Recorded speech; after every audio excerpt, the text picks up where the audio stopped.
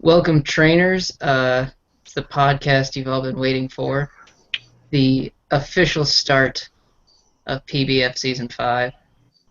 With me, not on camera, is Seth Graham from Team NoHawk. Seth, say hi. Hey guys, how's it going? And with me on camera, uh, Jeremy Temple. I like how your eyes just come alive whenever I see in the top right corner it says live, and so I'm not sure how much this would be on film, but I encourage everyone to rewind and just watch as Peasley goes from okay, pressing the button. It's exciting, and I'd like everyone to kind of just take that attitude with season 5, because season 4 is for all intents and purposes over. I'd like to congratulate Black on his victory. Unfortunately, um, yes, so season 5 is coming up, and I think it's like a new page. So I'm looking forward to it, and that's what we're here to talk about today. Jeremy, I love your background. Hey, thanks. Yeah, it's very scenic. Yeah, it's like a nice little suburban home. We got the beautiful. We got the park. Look at those skies.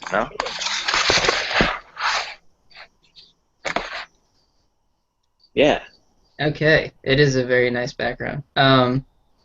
So I guess the first order of business is to introduce our newest members. We're going to have a field of 18 this year. I don't think that's a record, but it's definitely more than last year. Um, No, it's not a record. Our first season was 24. Woo! I was wondering how much that was. Yeah. That was a terrible idea. Well, honestly, it wasn't a terrible idea. If I think if it wasn't our first season, it would have gone a lot better. Just because if we would have done 24 people, I don't think we would have done 4 games a week. How many games a week was it? Oh, it was like I think it was 3 over 10 weeks. Yeah, 3 over 10 weeks. That's a lot of games. That's a lot more games than we thought. And the people were annoying, but most of them are Fortunately, gone now. fortunately, over the course of 4 previous seasons, 4.5, we will. I think we have perfected the formula for season 5. I personally, based on my beliefs and previous experience with this league, think that our current system will work. I think it is a nice compromise of games and weeks length, and we'll talk about that a little later. Sweet. Right. So the first person we should announce is a returning member. Our good friend Brad Kopp is returning with the championship team. Yeah, Brad, he came out pretty strong the first season. The second and I believe third season, second season I think he was all right. Third season he kind of dipped a little bit and wanted to sit out in the fourth season just because he wasn't into it as much. But we yanked his leg a little bit. He's gonna come back on board for season 5, and he's capable, and we'll see how he does. I think he's well equipped to do well in this league. I agree. Next up, we have the second female in PBF, third ever, but second this year. And it's another wife of a member. Ellisa Haynes will be joining us. The I believe Golden her team Quill. name is Golden Quill. Nice. I mean, I cannot speak from personal experience if she's any good. Um, I'm not saying that she's bad. I'm just saying that she's unproven. We don't know what to expect, and that could be very dangerous Yeah. for people playing her in week 1. So, as far as it goes, as far as she goes, and the other 2 new members, I think whoever faces them in the first week is going to have an interesting challenge, just because they're the only 3 people who have never been in this league. Therefore, the only 3 people that we know nothing about. Yep. I think that'll be very interesting, and it'll be very interesting to see if she borrows any of her husband, the Silver Dial's strategies. So we'll see how that goes. And I think And that's I'm going to be very interested to see if those 2 face off somewhere along the line. I happen to know the schedule maker, so it's certainly possible. and I hopefully, Rich Haynes is very like committed to the league, and he always is very active, does his battles. So if it's any testament to him, hopefully she will be just the same, Right. which is good. And right, and just a disclaimer here, we said it. We don't want the PBF to form any rifts between any relationships. As you can see, the Arnolds have been going strong. Sure. Yeah. As far as we know. As far as we know, they have a good outward appearance. So I don't know if there's any deep dark holes of their marriage, but I'd like to think they're doing great, and the PBF is something that only strengthens their relationship. Well, the other two people that we know nothing about, we know so little about them that I'm not even sure how to pronounce their last name. So I apologize in advance. If I get it wrong, you guys can yell at me in the comments section down below. Just make sure to use the hashtag #BadminMike, so I know to ignore it. Mick and John Vote, I'm going to go with. Mick and John added by I think DJ. there's 3 potential answers here. Vote, Vogt, and Voigt. Vogt. I personally like... That's the German in you. Yeah, I personally like Vogt. So from here on out, I don't care what your last name actually is. You are now the Vox. So welcome to the PBF, and my comments pertaining to Ellisa stand. We don't know what to expect. This could add a rift to a family, not just a Right. could tear apart brothers here. Mm-hmm. Sure. So yeah, welcome the 3 new members and Brad coming back. And now they might not be familiar with how this league works, but usually we have a draft to get all of our team members. Well, not usually. Actually, we always auctions are sort of a draft, but that didn't take long for the first disapproving head shake from Jeremy for season 5. I too shook my head, though you cannot see it. I felt it. I think that's 10 minutes. It's not bad. All right, well, this is 10 minutes. Let's get it moving here, all right? What I was trying to say, this year we're going back to the Serpentine style draft, and there will be 6 rounds only. And I think before the draft, right, Jeremy, we will assign everybody 1 mega. Oh, see, now, Mike, that's already been done. Oh, see, then it's before. If you view the roster page, Breaking you will news. see that have you looked? No. That's I why it's suggest breaking you do. news. Yeah. Okay, so everybody has been assigned their mega.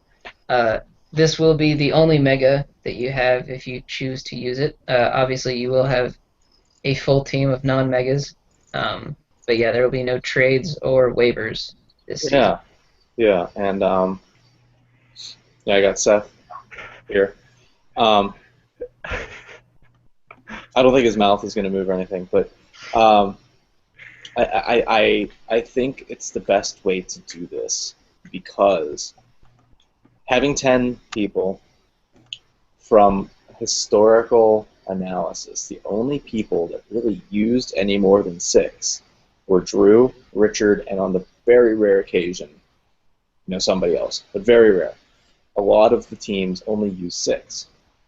And that kind of caused people like Drew and Richard, who, it's not a knock against them, it's just what they did. They put more time into it, they invested more time to strategize to counter their opponent's team.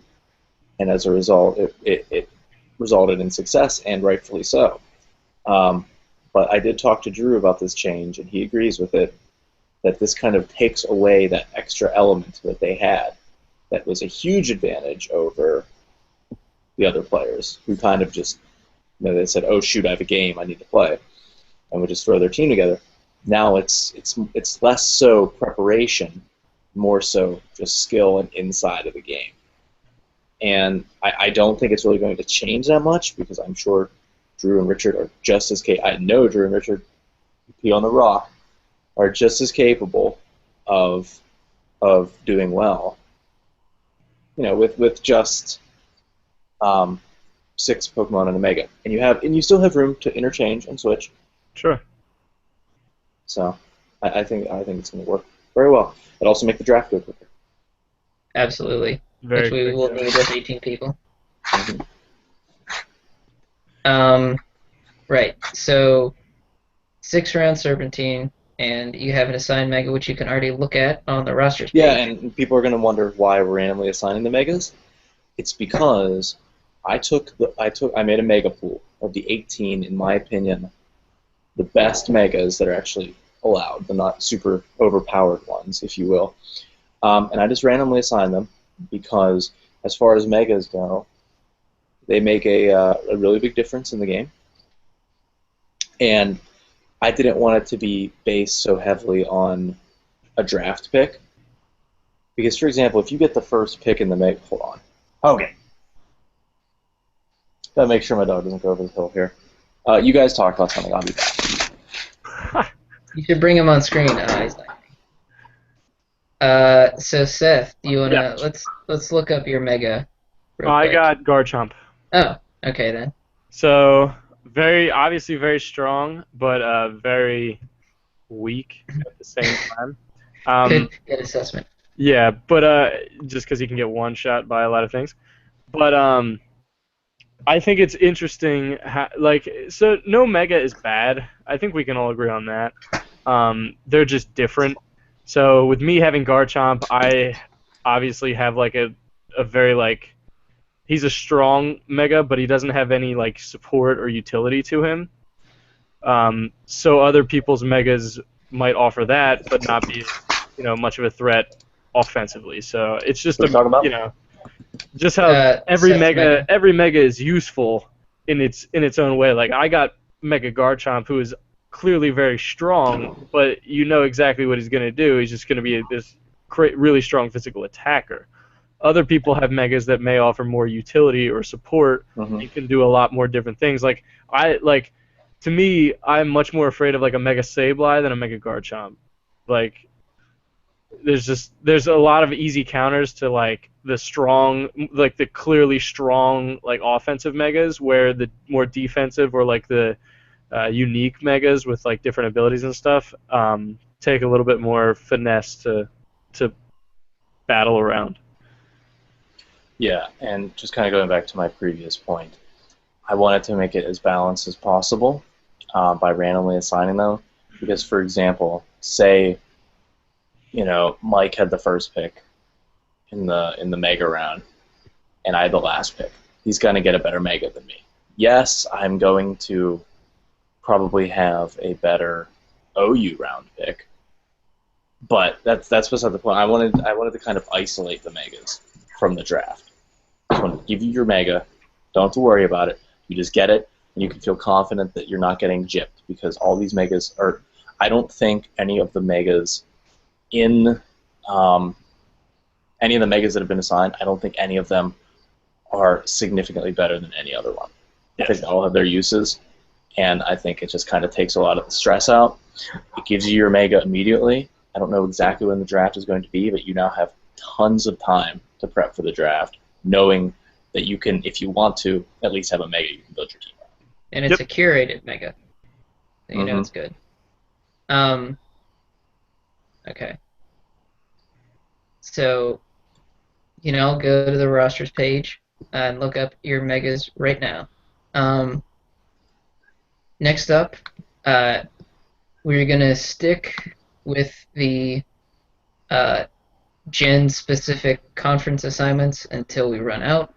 Mm-hmm. So we have the, instead of doing just the black and white conference, we are going to do the Zekrom and the Reshiram conferences, which are also already assigned, and you can go check the standings page to see who... 2 9-team divisions, obviously. You can see so who we're else. doing 2 9-team divisions because I'm kind of sick of the whole wild card idea, just because I think it's better than that. Well, one, we have odd number, which, well, odd No, number we don't. conferences, 9 and 9. Oh, right. Yeah. So instead of having one division at 4 and one division at 5 and one at 4 and one at 5, I just decided we're going to just group half and half, and the 4 best teams in each conference are going to make the playoffs. There's no more wild card stuff. There's no more, for example, we've had a couple of times where one division had 3 people that should have made the playoffs, but one of those people didn't because the other division, the second place person, was weak, and it just it didn't work out. Or one person ran away with the division, and someone basically I don't know if this actually happened, but it could have. Someone got to the playoffs with basically a losing record. So we just wanted to avoid that, and just the 4 best teams on each half are going to make the playoffs. And this is also a good time to add another pretty big change, actually, this season is we are done with plus minus. It's all about record.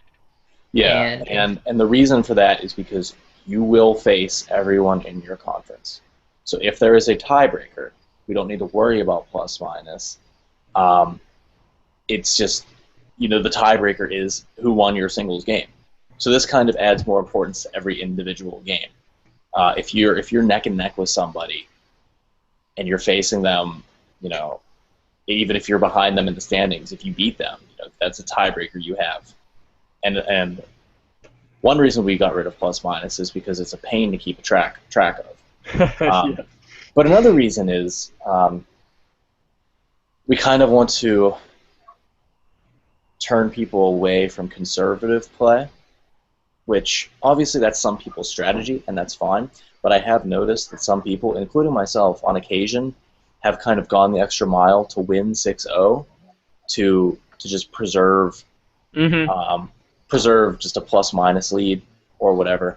And I don't think that's good for a couple of reasons. One, this isn't a super competitive league. We're not trying to be jerks to each other. And I don't think anybody wants to be on the losing side of a 6-0 whenever the other person is specifically doing so to maintain a 6-0. And I think this will kind of reward the people who are going to who win their games not by much, but they win, because that's what's important, is you win. And I think I put too much weight into the plus minus stat initially and throughout the seasons, and I just don't think it's that important of a stat. And yes, it'll be harder for us to vote on MVPs, but nobody voted for MVP anyway. So I still think Excadrill should have won.